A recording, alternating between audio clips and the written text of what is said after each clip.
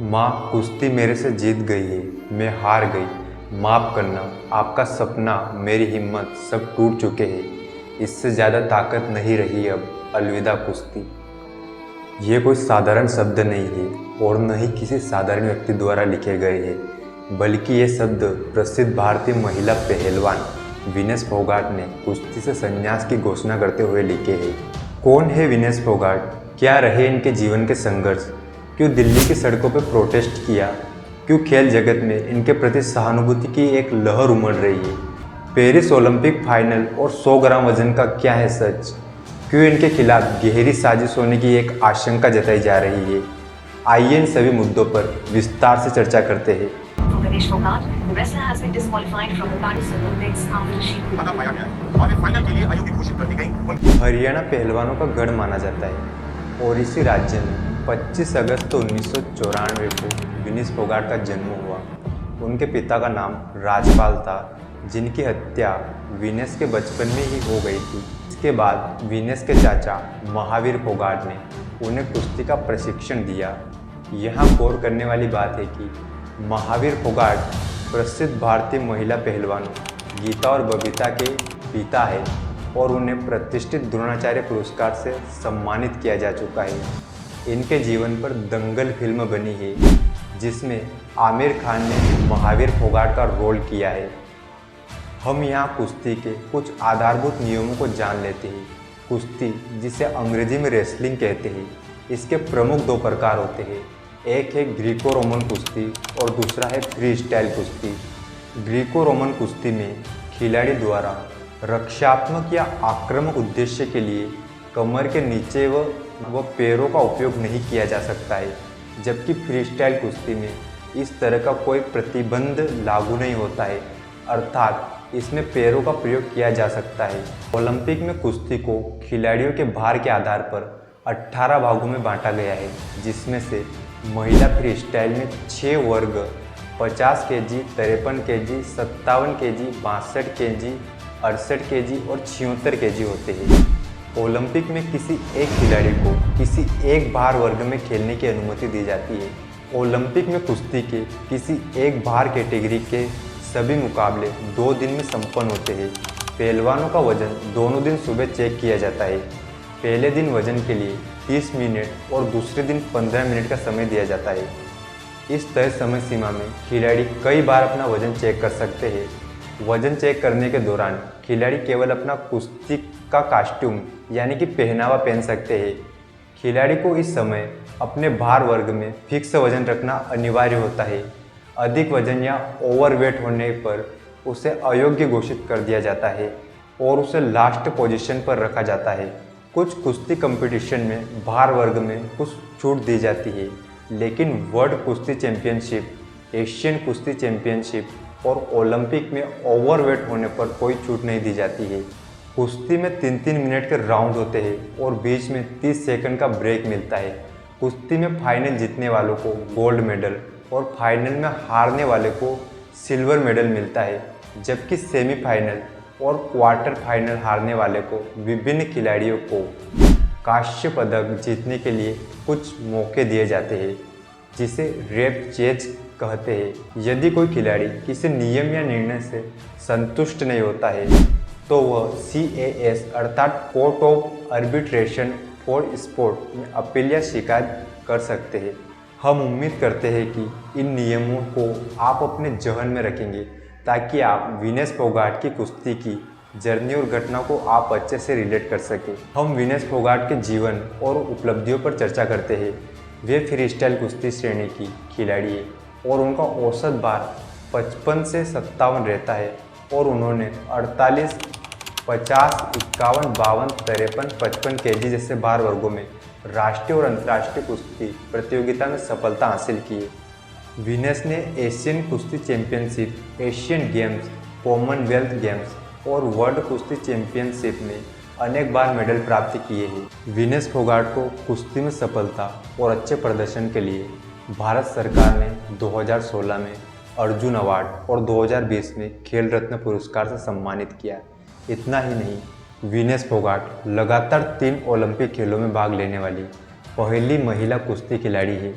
Venus Phogat ने 2016 के Rio Olympic में 48 किलोग्राम भार वर्ग में हिस्सा लिया, लेकिन क्वार्टर फाइनल में चोटिल होने के कारण बाहर हो गई। वीनस ने 2020 के टोक्यो ओलंपिक में 53 केजी भार वर्ग में हिस्सा लिया, लेकिन यहाँ भी अच्छे खेल के बावजूद क्वार्टर फाइनल में निराशा हाथ लगी। हार के बाद वीनस फोगाट को फेडरेशन द्वारा दी गई जर्सी नहीं पहनने के कारण भारतीय कुश्ती महासंघ ने बैन कर दिया। हालांकि बाद में उनका निलंबन रद्द कर दिया गया था। इसी समय वे डिप्रेशन में भी चली गई थी और साइकोलॉजिस्ट ने कुश्ती से दूरी बनाए रखने की सलाह दी थी। इसके बाद से आज तक वीनस फोगाट का जीवन काफ़ी संघर्षशील रहा। वीनस फोगाट देश विदेश में और अधिक चर्चा में तब आई जब उन्होंने भारतीय कुश्ती महासंघ के अध्यक्ष और बीजेपी सांसद ब्रजभूषण शरण सिंह के खिलाफ यौन उत्पीड़न का आरोप लगाया तथा पुलिस और सरकार से जांच और कार्यवाही की मांग की गई, लेकिन कोई कार्यवाही नहीं हुई। इसके विरोध में वीनस फोगाट और कई रेसलर साथी ने दिल्ली की सड़कों पर सरकार के खिलाफ प्रोटेस्ट किया। इन्हें रोकने के लिए सरकार ने कड़े कदम उठाए और कई तस्वीरें ऐसी देखी गई जिसमें वीनस फोगाट और कई अन्य महिला रेसलर को जबरदस्ती घसीटा जा रहा है। यह वही समय था जब देश को सम्मान दिलाने वाली महिला खिलाड़ियों के साथ सम्मान की बलि चढ़ाई जा रही थी। ब्रजभूषण पर लगे आरोप सही या गलत हो सकते थे, लेकिन उस समय उन पर एक प्रॉपर जांच करनी चाहिए थी। हालांकि कुछ ही समय बाद न्यायालय के आदेश के बाद उन पर लगे आरोप की जांच की जा रही है। इन सभी चुनौतियों के बावजूद वीनस ने अपने खेल के दम पर अपनी काबिलियत को साबित करने का प्रयास किया और यहीं से उनका पेरिस ओलंपिक का सफर प्रारंभ होता है। वीनस फोगाट पेरिस ओलंपिक में भारत की ओर से कुश्ती के 50 किलोग्राम भार वर्ग में चयनित होती है।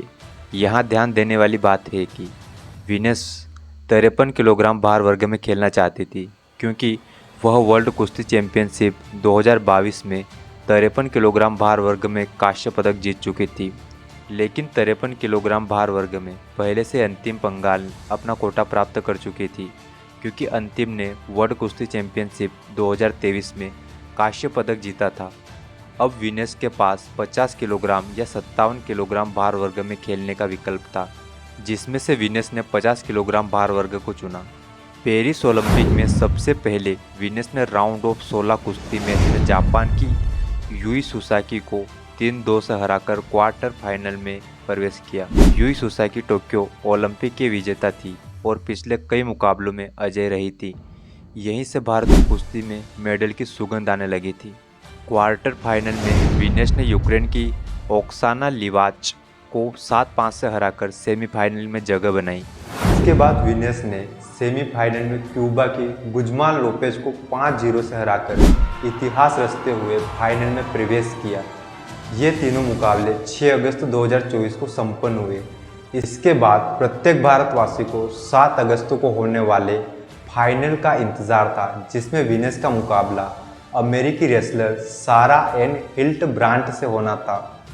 लेकिन किस्मत को कुछ और ही मंजूर था, क्योंकि टीवी चैनलों और सोशल मीडिया से खबर मिलने लगी कि वीनस फोगाट को ओलंपिक एसोसिएशन ने अयोग्य घोषित कर दिया है, अर्थात वो फाइनल नहीं खेलेगी और तो और उन्हें वरीयता सूची में सबसे निचले क्रम पर रखा जाएगा। इसका मतलब था कि वीनस को कोई भी मेडल प्राप्त नहीं होगा। वीनस को अयोग्य घोषित करने का कारण उनका ओवरवेट होना था, और ओवरवेट इतना उतना नहीं बल्कि केवल 100 ग्राम था। कहाँ तो हम मेडल का वेट कर रहे थे और कहाँ इस 100 ग्राम के ओवरवेट ने हमारी वाट लगा दी। हम कुश्ती में वजन चेक करने के नियमों को पहले ही समझ चुके हैं, इसलिए हम यहाँ वीनस की स्थिति को जोड़कर बात कर रहे हैं। दरअसल महिला फ्री स्टाइल 50 केजी भार वर्ग के सभी मुकाबले 2 दिनों अर्थात 6 और 7 अगस्त को होने वाले थे, और नियमानुसार पहले दिन के लिए 6 अगस्त की सुबह वीनस का वजन मापा गया, जो कि 49.90 किलोग्राम था, जो 50 किलोग्राम कैटेगरी के लिए सही था।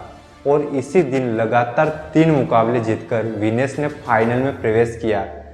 लेकिन जब 7 अगस्त को वीनस का वजन चेक किया गया तो 50.100 केजी प्राप्त हुआ, जो कि 50 किलो की तय सीमा से 100 ग्राम अधिक था। अतः इसे ओवरवेट माना गया, और हम पहले ही समझ चुके हैं कि ओलंपिक में भार वर्ग में कोई छूट नहीं मिलती है। परिणाम स्वरूप विनेस को अयोग्य घोषित कर दिया गया और भारत का कुश्ती में गोल्ड मेडल का सपना साकार नहीं हो सका। यहाँ सवाल उठता है कि खिलाड़ियों के साथ रहने वाले एक्सपर्ट क्यों वजन पर ध्यान नहीं दे पाए और क्यों 100 ग्राम वजन कम नहीं हो सका।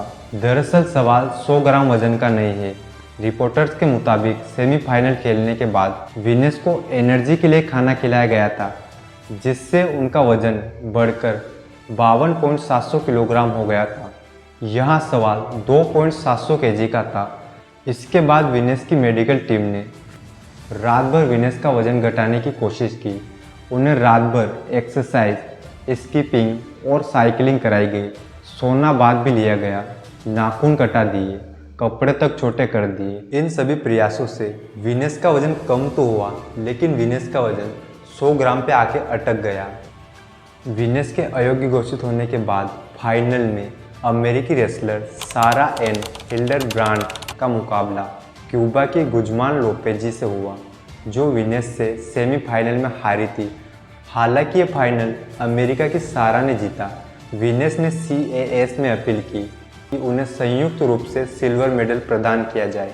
इस अपील को कई लोग केन्या की एथलीट खिलाड़ी किपिएगोन से जोड़कर देख रहे, जिसने 5000 मीटर की रेस में सिल्वर मेडल जीता था, लेकिन साथी खिलाड़ी को रनिंग ट्रैक पर धक्का देने के कारण अयोग्य घोषित कर दिया गया था। इसके बाद उसने CAS में अपील की थी और उनको योग्य घोषित कर दिया गया था, लेकिन यह मामला कन्फ्यूजन से जुड़ा था, जबकि विनेस का मामला लीगल नियमों से जुड़ा है।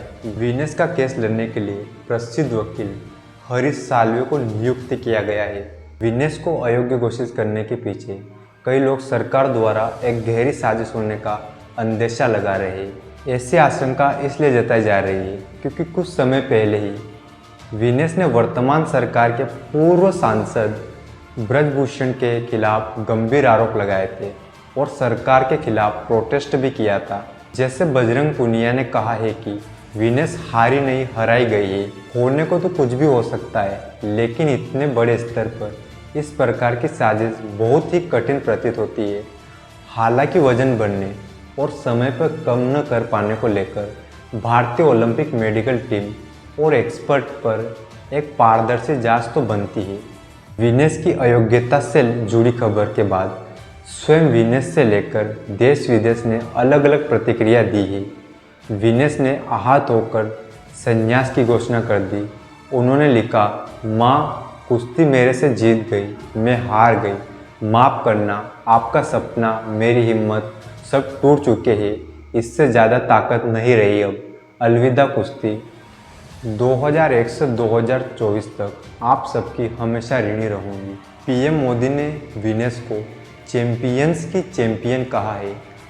हरियाणा CM ने विनेस को सिल्वर मेडलिस्ट की तरह का सम्मान और इनाम दिए जाने की घोषणा की, तो वहीं विपक्ष ने विनेस पर होने वाले अन्याय के लिए सरकार पर सवाल उठाए। अधिकांश विदेशी मीडिया ने विनेस की तारीफ की और लिखा कि यह खिलाड़ी यौन शोषण के मामले में शासन से लड़ते लड़ते यहाँ पहुँची, लेकिन किस्मत ने साथ नहीं दिया। हम उम्मीद करते हैं कि आपको होनहार कुश्ती खिलाड़ी विनेस फोगाट की संघर्ष भरी यात्रा समझ आई होगी। यह वीडियो रिकॉर्ड करते समय तक विनेस को सिल्वर मेडल दिए जाने के संबंध में कोई फैसला नहीं हुआ।